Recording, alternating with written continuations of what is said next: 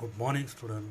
मागच्या online video लेक्चरमध्ये आपण नॉट फॉर प्रॉफिट कन्सर्न्स संबंधी receipts and payment account, income and expenditure account यासंबंधी आपण मिनिंग इंट्रोडक्शन पाहिलेले आहोत. त्याचबरोबर त्याचे फीचर्स, त्याचे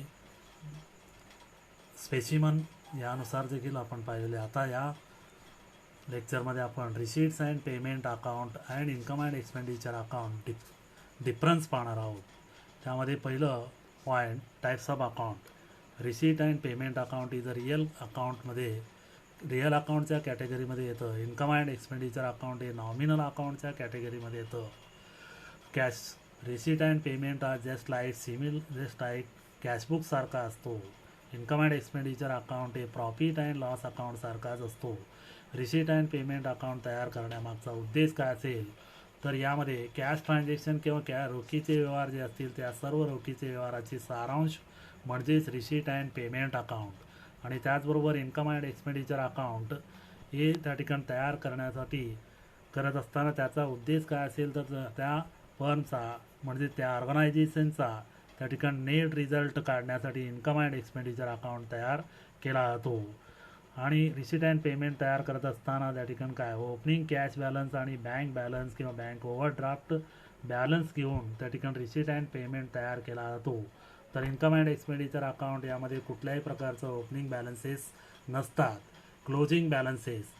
जसं रिसीट अँड पेमेंट ओपनिंग बॅलन्सचं कॅश बॅलन्स बँक बॅलन्सनं तयार केला जातो, तसं त्या ठिकाणी रिसीट अँड पेमेंट क्लोजचं कॅश बॅलन्स आणि बँक बॅलन्सनं त्या ठिकाणी क्लोज केला जातो at the end of the period. आणि त्याचबरोबर इन्कम अँड एक्सपेंडिचर हे त्या ठिकाणी काय at the end of the पिरियडमध्ये एकंदरीत क्लोज केल्यानंतर त्या इन्कम अँड एक्सपेंडिचरवरून सरप्लस डेफिसिट त्या ठिकाणी मिळत असतो. Receipt and payments. Receipt and payment अकाउंटला सगळ्या प्रकारचे रिसीट्स आणि पेमेंट्स त्या वर्षाचे करंट पिरियड त्या ठिकाणी जो असेल त्या करंट पिरियडचा त्या ठिकाणी काय एकंदरीत रेकॉर्ड या इन्कम अँड एक्सपेंडिचर अकाउंटला केला जातो. इन्कम अँड एक्सपेंडिचर अकाउंटला त्या ठिकाणी फक्त रिव्हेन्यू रिसीट्स आणि रिव्हेन्यू इन्कम्स जे असतील त्याचीच नोंद आणि ते देखील करंट पिरियडचा जो रिव्हेन्यू एक्सपेन्सेस असेल किंवा रिव्हेन्यू रिसीट्स असेल त्याचीच नोंद या इन्कम अँड एक्सपेंडिचर अकाउंटला केला जातो. रिसीट अँड पेमेंट अकाउंटला सगळ्या प्रकारचे रिसीट्स आणि पेमेंट्स जे असतील करंट पिरियड जे असतील त्या करंट पिरियडचाच नोंद या ठिकाणी केला जातो. म्हणजे ऑल रिसीट्स म्हणजे काय, त्यामध्ये रिव्हेन्यू आले आणि कॅपिटल आले. त्याचबरोबर non cash item receipt and payment अकाउंटला त्या ठिकाणी नॉन कॅश आयटेमची रेकॉर्ड केली जात नाही. इन्कम अँड एक्सपेंडिचर अकाउंटला नॉन कॅश आयटेमची त्या ठिकाणी रेकॉर्ड केला जातो. उदाहरणार्थ bad debts, depreciation, outstanding expenses याची नोंद केला जातो. त्याचबरोबर रिसीट अँड पेमेंटला सगळ्या प्रकारचे ट्रान्झॅक्शन जे असतील झालेले असतील त्या ट्रान्झॅक्शनची नोंद, उदाहरणार्थ त्या ठिकाणी पर्सनल अकाउंटचे असतील, रिअल अकाउंटचे असतील, नॉमिनल अकाउंटचे असतील, सगळ्या टाईपचे अकाउंट्सचे जे काय ट्रान्झॅक्शन असतील झालेले असतील त्या ट्रान्झॅक्शनची नोंद रिसीट अँड पेमेंट अकाउंटला रेकॉर्ड केला जातो.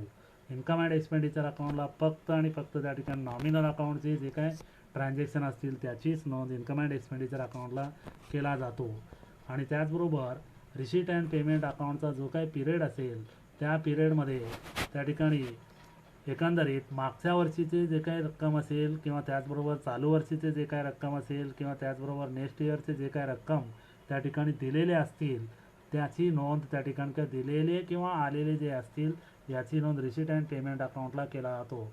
परंतु इन्कम अँड एक्सपेंडिचर अकाउंटला फक्त आणि फक्त त्या ठिकाणी करंट इयरला जे रक्कम त्या ठिकाणी रिलेटेड असतील, आलेले रक्कम असतील, इन्कम असतील आणि त्याचबरोबर पेड केलेले रक्कम असतील त्याचीच नोंद फक्त करंट इयरच्या संबंधी जे काय रक्कम असेल त्याचीच नोंद इन्कम अँड एक्सपेंडिचर अकाउंटला केला जातो. आणि त्याचबरोबर balance sheet receipt and payment त्या ठिकाणी काय एकंदरीत बॅलन्स शीटशी संबंधित नसतो, परंतु income and expenditure account balance शीटशी संबंधित असतो. म्हणजेच income and expenditure account close केल्यानंतर जो बॅलन्स मिळतो डेफिसिट किंवा सरप्लस, हे डेफिसिट किंवा सरप्लस हे शेवटी त्या ठिकाणी काय बॅलन्स शीटच्या लायबिलिटी साईडला त्या ठिकाणी कॅपिटल फंडमध्ये ॲड केला जातो. म्हणून इन्कम अँड एक्सपेंडिचर बॅलन्स शीटशी संबंधित आहे.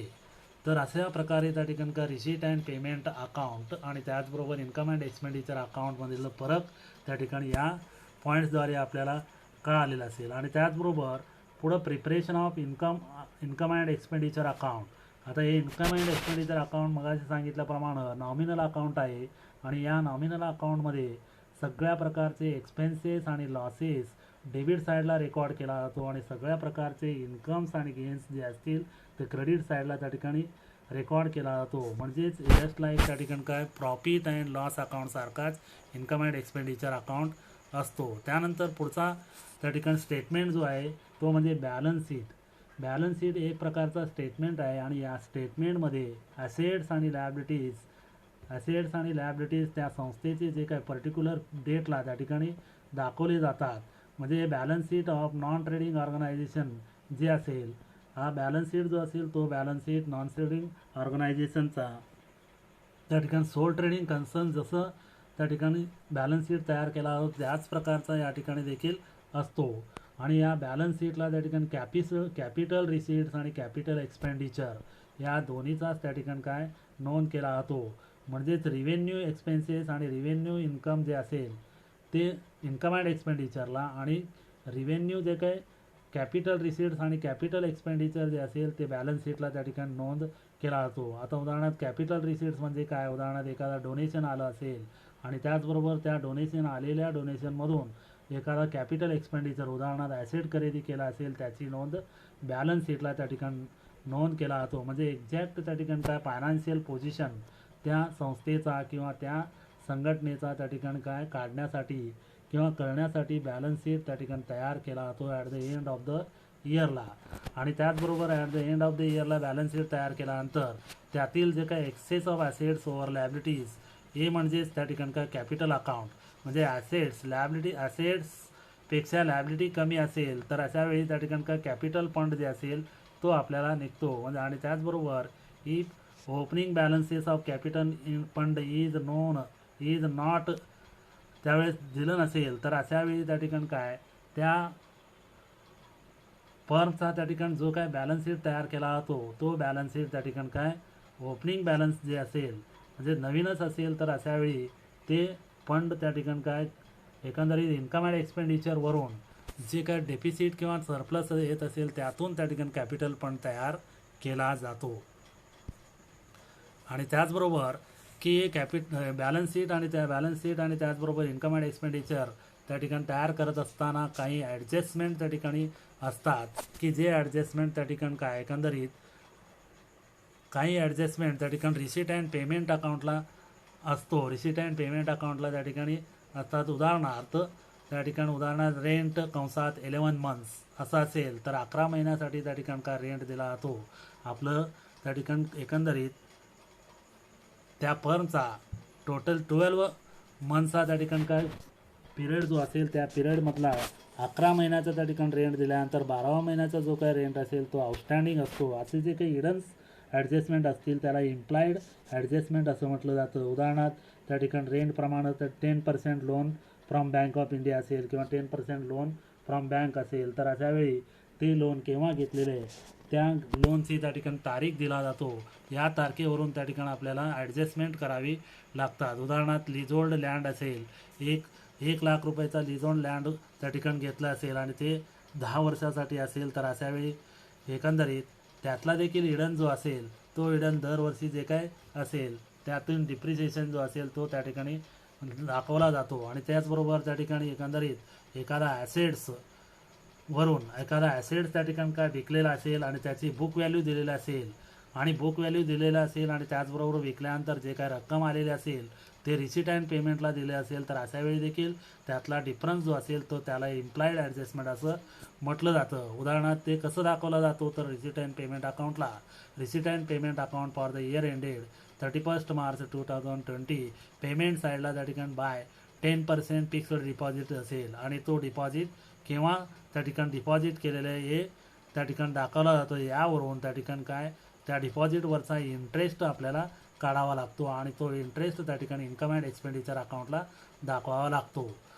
याच पद्धतीनं त्या ठिकाणी काय रेंट असेल किंवा त्याचबरोबर आउटस्टँडिंग इंटरेस्ट जो असेल ते त्या ठिकाणी बॅलन्स शीटला त्या ठिकाणी येणं जे असेल ते बॅलन्स शीटला आउटस्टँडिंग इन्कम जो असेल तो इन्कम बॅलन्स शीटच्या ॲसेट साईडला दाखवला जातो. कारण का फिक्स्ड डिपॉझिट हा जो असेल इन्व्हेस्टमेंट आहे आणि इन्व्हेस्टमेंटवर येणारा जो काय रक्कम असेल तो त्या रकमेला इन्कम म्हटलं जातं आणि तो रक्कम जे असेल ते पिरियड संपल्यानंतर येत असतो, परंतु त्या वर्षाचा त्या ठिकाणी दाखवण्यासाठी तो रिसिवेबल म्हणून इन्कम बॅलन्स शीटच्या ॲसेट साईडला त्या ठिकाणी दाखवला जातो. आणि त्याचबरोबर ह्या नॉट फॉर प्रॉफिट कन्सर्न म्हणजे त्या ठिकाणी मेन त्या ठिकाणी आयटेम जो असेल तो म्हणजे कॅपिटल फंड. कॅपिटल फंड काय असेल तर कॅपिटल फंड हा लॅबिलिटी साईडला बॅलन्स शीटच्या लॅबिलिटी साईडला दाखवला जातो.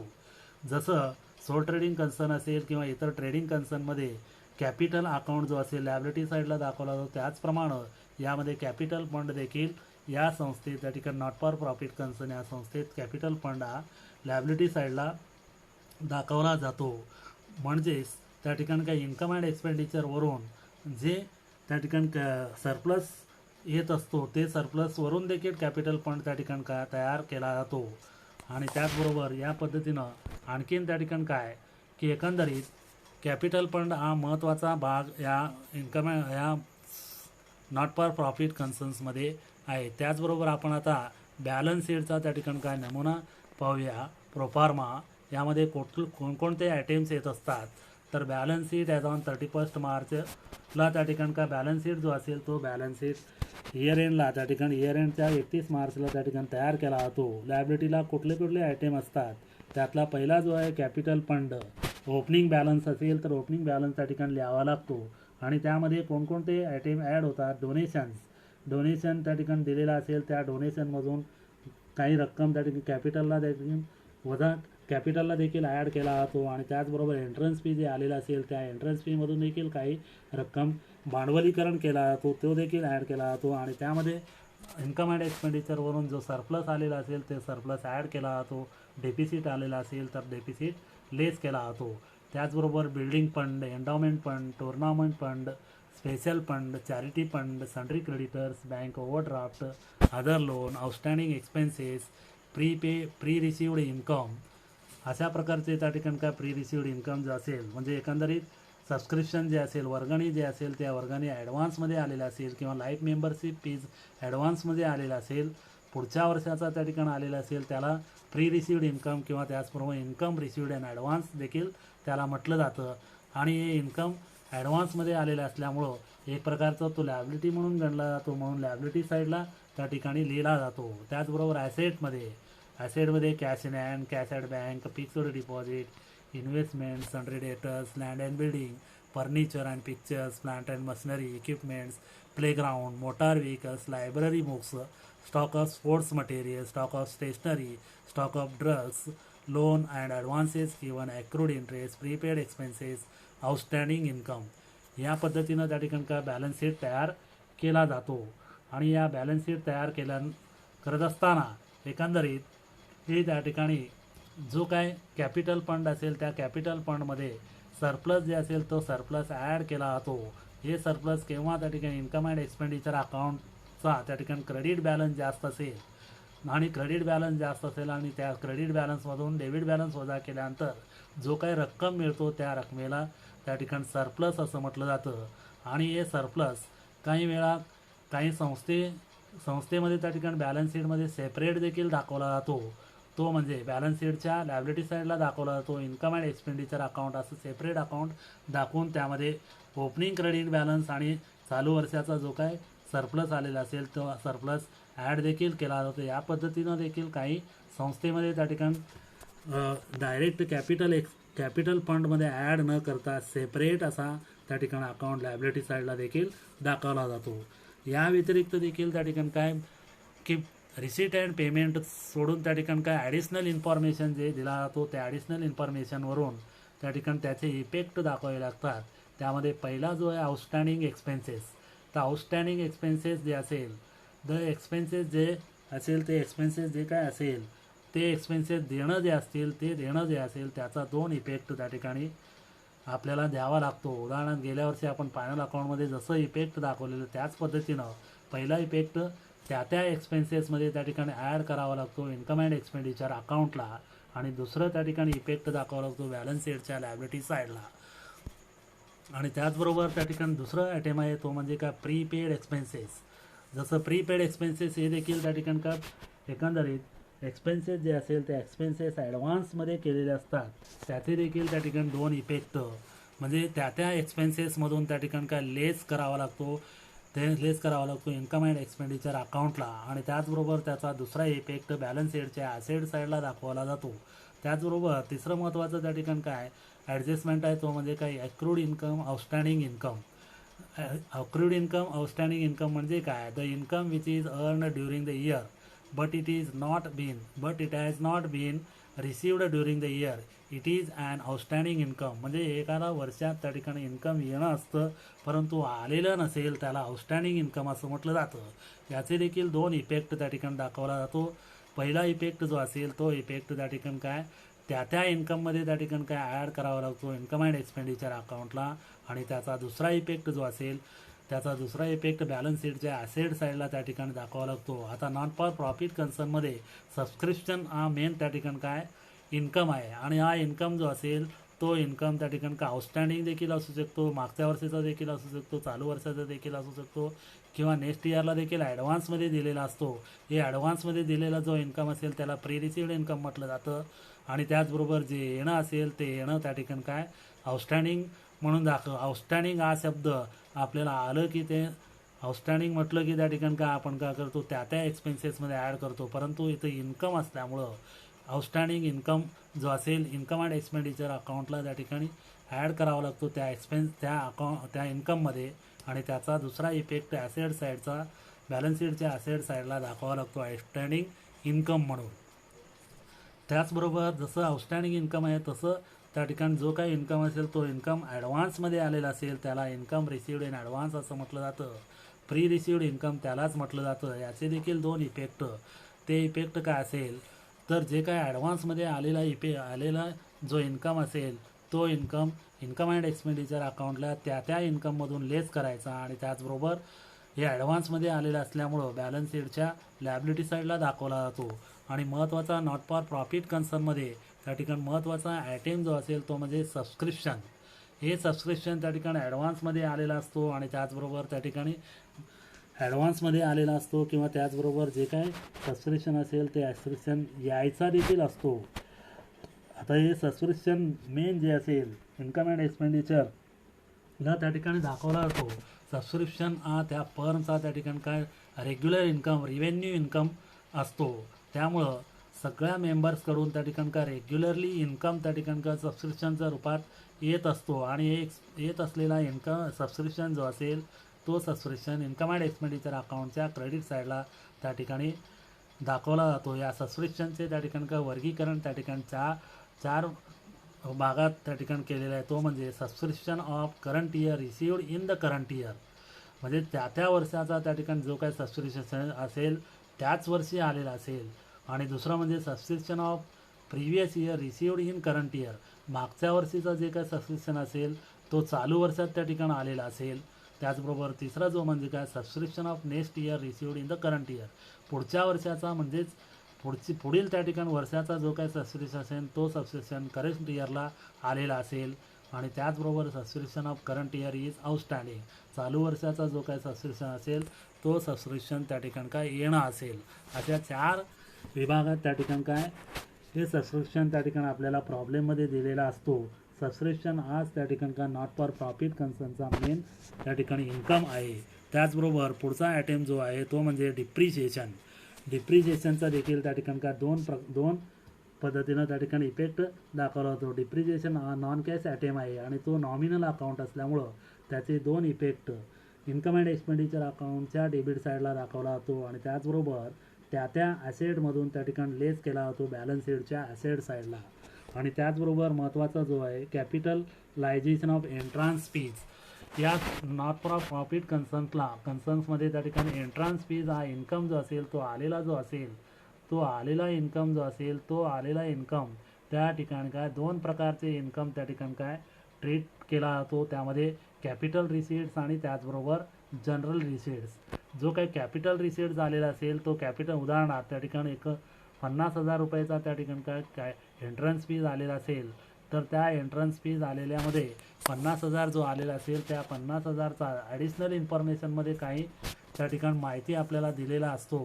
50,000 जे काही आलेलं असेल त्यापैकी 50% एंट्रन्स फीज शुड बी कॅपिटलाइज्ड असं म्हटल्यावर त्या ठिकाणी 50,000मधून 25,000 जे रक्कम असेल तो रक्कम कॅपिटल फंडमध्ये ॲड केला जातो. त्यालाच रिव्हेन्यू इन्कम 25,000 घेतला जातो आणि कॅपिटल इन्कम त्या ठिकाणी काय 25,000 त्या ठिकाणी घेतला जातो. या पद्धतीनं त्या ठिकाणी ट्रीटमेंट दिला जातो. आणि त्याचबरोबर नॉट फॉर प्रॉफिट कन्सर्नमध्ये काही स्पेशल फंड्स त्या ठिकाणी येत असतात किंवा डोनेशन दिलेलं असेल त्या डोनेशनपैकीच त्या ठिकाणी काही रक्कम स्पेशल फंड म्हणून त्या ठिकाणी ट्रीट केला जातो. या डोनेशनचे 2 प्रकार, जनरल डोनेशन्स आणि स्पेसिफिक डोनेशन्स. तर जनरल डोनेशन जे असेल ते जनरल डोनेशन रिव्हेन्यू इन्कम म्हणून ट्रीट केला जातो आणि त्याचा त्या ठिकाणी इन्कम अँड एक्सपेंडिचर अकाउंटला त्याची नोंद केला जातो. आणि त्याचबरोबर काही रक्कम स्पेसिफिक डोनेशन म्हणून त्या ठिकाणी दिला जातो. उदाहरणार्थ जे काही डोनेशन आलेलं असेल त्या डोनेशन त्या ठिकाणी स्पेसिफिक पर्पजसाठी काही उद्देश विशिष्ट अशा उद्देशासाठी दिलेला असतो. उदाहरणार्थ त्या ठिकाणी काय की जो काही फंड असेल त्या उद्देशासाठीच वापरणं आवश्यक आहे. उदाहरणार्थ for example donation for building fund, donation for prize fund, donation for sports tournament असे जे डोनेशन असतील ते डोनेशन बॅलन्स शीटच्या लायबिलिटी साईडला दाखवला जातो. नॉट फॉर प्रॉफिट कन्सर्न्समध्ये महत्त्वाचा पुढील त्या ठिकाणी आयटेम आहे तो म्हणजे काय स्टॉक ऑफ स्टेशनरी. आता हे जसं स्टॉक ऑफ स्टेशनरी आहे तसं स्टॉक ऑफ स्पोर्ट्स मटेरियल असतं, स्टॉक ऑफ ड्रग्स असेल, स्टॉक ऑफ मेडिसिन्स असेल, हे देखील हे महत्त्वाचं आहे.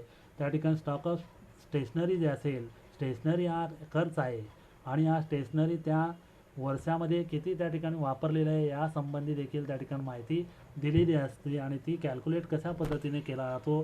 तर त्यामध्ये अगोदर ओपनिंग स्टॉक ऑफ स्टेशनरी, सुरुवातीला त्या ठिकाणी सुरुवातीची जे काही स्टेशनरी असेल ते स्टेशनरी घेतला जातो आणि त्याचबरोबर त्यामध्ये ॲड त्या वर्षात त्या ठिकाणी जे काही खरेदी केला जातो ते खरेदी ॲड केला जातो आणि त्याचबरोबर खरेदी केलेलं आहे परंतु त्या ठिकाणी काय तो बिल देणं आहे आउटस्टँडिंग असेल हे ॲडजस्टमेंटमध्ये त्या ठिकाणी दिलेला असतो ते देखील ॲड केला जातो. आणि हे ॲड केल्यानंतर जो काय रक्कम आलेला असेल त्या रकमेमधून त्या ठिकाणी काय ॲडजस्टमेंटमध्ये आपल्याला stock of closing stock of जे काय स्टेशनरी असेल किंवा स्पोर्ट्स मटेरियल असेल ते दिलेला असतो. तो वजा केल्यानंतर जो काय रक्कम येईल त्या रकमेला त्या ठिकाणी काय त्या वर्षात त्या विशिष्ट वर्षात त्या ठिकाणी काय किती त्या ठिकाणी स्टेशनरी कंझ्युम केलेलं आहे किंवा वापर केलेलं आहे या हे त्या ठिकाणी दर्शवला. उदाहरणार्थ आता स्टेशनरी त्या ठिकाणी काय उदाहरणार्थ 10 kg त्या ठिकाणी पेपर्स आणलेले असतील, 10 किलो पेपर्स आणलेला असेल आणि त्याचबरोबर वर्षाच्या शेवटी त्या ठिकाणी काय 2च kg शिल्लक असेल तर अशा वेळी त्या ठिकाणी काय 2 kg शिल्लक असेल तर ते शिल्लक जे असेल ते शिल्लक वजा केल्यानंतर जे 8 kg असेल ते 8 kg त्या वर्षात त्या ठिकाणी वापरल्यासारखा असा त्या ठिकाणी नोंद केला जातो. आणि स्टेशनरीचा जो काय इफेक्ट जे असेल ते इन्कम अँड एक्सपेंडिचर अकाउंटला त्या ठिकाणी दाखवला जातो आणि त्याचा त्या ठिकाणी काय जे काय क्लोजिंग स्टॉक असेल किंवा क्लोजिंग स्टॉक जे असेल ते बॅलन्स शीटच्या ॲसेट साईडला त्या ठिकाणी दाखवला जातो. या क्लोजिंग स्टेशनरीप्रमाणेच मटेरियल देखील असेल, स्पोर्ट्स मटेरियल असेल, मेडिसिन्स असेल, ड्रग्स देखील असू शकतात. त्या संस्था जे असेल उदाहरणार्थ त्या ठिकाणी हॉस्पिटल असेल त्यामध्ये ड्रग्स असेल, मेडिसिन्स असतील किंवा स्पोर्ट्स मटेरियल क्लब असेल तर त्या ठिकाणी मटेरियल असेल. या पद्धतीनं त्या स्पर्मनुसार त्या ठिकाणी स्टॉक त्या ठिकाणी असतात. आणि त्याचबरोबर त्या ठिकाणी opening balances of assets and liabilities, opening balance sheet assets of liabilities, assets आणि लायबिलिटीज जे असेल त्यावरून त्या ठिकाणी का ओपनिंग बॅलन्स शीट त्या ठिकाणी प्रिपेअर केला जातो. ओपनिंग बॅलन्स शीट त्या ठिकाणी प्रिपेअर केला जातो. कारण का ओपनिंग बॅलन्स शीट प्रिपेअर करण्यामागचा उद्देश काय आहे तर त्या ठिकाणी कॅपिटल फंड काढण्यासाठी हे बॅलन्सेस दिलेले जे असतील ते बॅलन्सेस वरून त्या ठिकाणी कॅपिटल फंड काढण्यासाठी हे ओपनिंग बॅलन्स शीट देखील तयार केला जातो. आणि त्याचबरोबर पुढचा जो काय आयटम आहे तो म्हणजे सेल ऑफ ओल्ड असेल. जेव्हा सेल ऑफ ओल्ड ॲसेट्स, जेव्हा एखादी ॲसेट जे असेल ते ॲसेट्स वापरण्यायोग्य नसेल तर अशावेळी तो ॲसेट विकला जातो आणि त्या ॲसेट विकल्यानंतर जो काय रक्कम आलेला असेल, जो काय रक्कम रिअलाइज्ड झालेला असेल त्याला कॅपिटल रिसीट्स असं म्हटलं जातं. म्हणजे एकंदरीत बुक व्हॅल्यूमधून हे आलेला जो काय रक्कम असेल तो रक्कम वजा केल्यानंतर जो काय डिफरन्स असेल तो डिफरन्समध्ये एखाद्या वेळी त्या ठिकाणी काय लॉस असू शकतो किंवा एखाद्या वेळी प्रॉफिट देखील असू शकतो. आणि हा प्रॉफिट म्हणजेच काय असेल त्या ठिकाणी काय एकंदरीत तो प्रॉफिट जो असेल किंवा लॉस जो असेल तो इन्कम अँड एक्सपेंडिचर अकाउंटला त्या ठिकाणी दाखवला जातो. प्रॉफिट आला असेल तर त्या ठिकाणी इन्कम अँड एक्सपेंडिचर अकाउंटच्या क्रेडिट साईडला त्या ठिकाणी दाखवलं sale of assets, profit on sale of asset असं दाखवला जातो. आणि लॉस आला असेल loss on sale of asset असं त्या ठिकाणी इन्कम अँड एक्सपेंडिचर अकाउंटच्या डेबिट साईडला दाखवला जातो. आणि त्याचबरोबर आणखीन एक आयटम तो म्हणजे काय सेल ऑफ स्क्रॅप, जे रद्दी पेपर असतील, न्यूजपेपर असतील किंवा त्याचबरोबर किरकोळ रिसीट जे असतील की ते त्या ठिकाणी काय वेगळं याला रिकरिंग इन्कम म्हटलं जातं. जे वारंवार येणारे जे काय इन्कम असेल त्याला रिकरिंग इन्कम म्हटलं जातं आणि वारंवार न येणारे जे काय इन्कम असेल त्याला नॉन रिकरिंग इन्कम असं म्हटलं जातं. याची देखील त्या ठिकाणी नोंद इन्कम अँड एक्सपेंडिचर अकाउंटला नोंद केली जाते.